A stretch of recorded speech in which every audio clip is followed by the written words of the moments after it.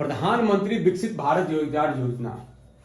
प्रधानमंत्री नरेंद्र मोदी ने 79वें स्वतंत्रता दिवस पर पीएम विकसित भारत रोजगार योजना शुरू की है।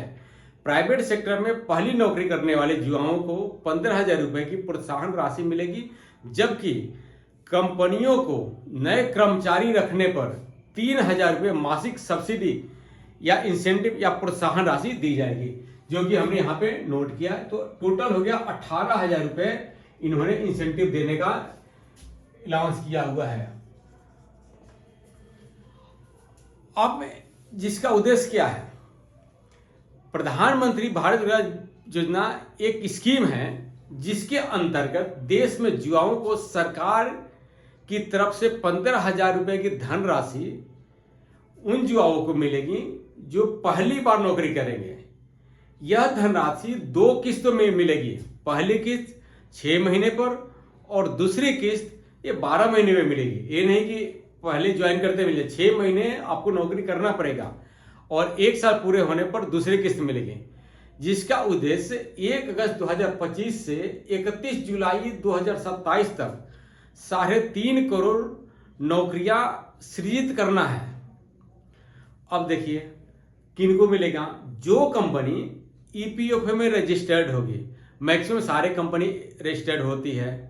इनका मापदंड क्या है, अब समझ लेते हैं मापदंड। नौकरी ज्वाइन करने का समय 1 अगस्त 2025 से 31 जुलाई 2027 तक जो भी कर्मचारी प्राइवेट सेक्टर में ज्वाइन करेंगे उनको 15,000 रुपये का इंसेंटिव मिलेगी और 3,000 रुपये कंपनी को मिलेगी जो नौकरी देंगे। नौकरी का प्रकार क्या है, प्राइवेट जॉब पहली नौकरी। वेतन सीमा 1 लाख रुपए तक, 1 लाख रुपए तक जिनकी है उनको मिलेगी।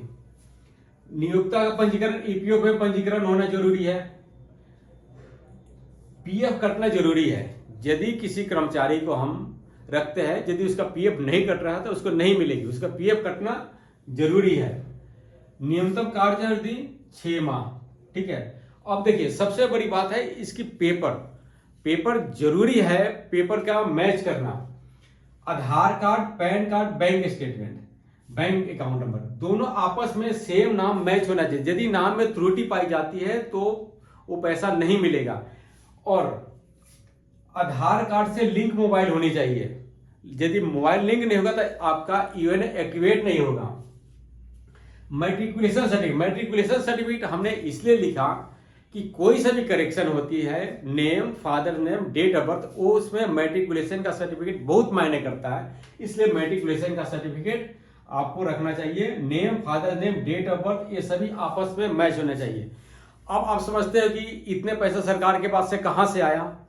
सरकार के पास ईपीएफ में अनक्लेम पैसा बहुत सारे पड़ा हुआ है, क्योंकि एम्प्लॉय का बहुत सारे एम्प्लॉय है जिनका नाम मैच नहीं होता, कुछ और मैच नहीं होता, वो क्लेम कर नहीं पाते। इसलिए आधार कार्ड, पैन कार्ड से मैट्रिकुलेशन का सर्टिफिकेट मैच होना चाहिए। यदि ये सब सारे चीजें मैच हैं तो क्लेम करने में कोई दिक्कत नहीं है, ये पैसा आराम से आ जाएगा। यदि यही सब चीजें मैच नहीं होती तो बड़े दिक्कत हो जाते हैं वो पैसा रिलीज करने में। अब दूसरी बात है मैन्युफैक्चरिंग कंपनियां के लिए 4 वर्ष तक के पैसे मिलेंगे 3,000 करके।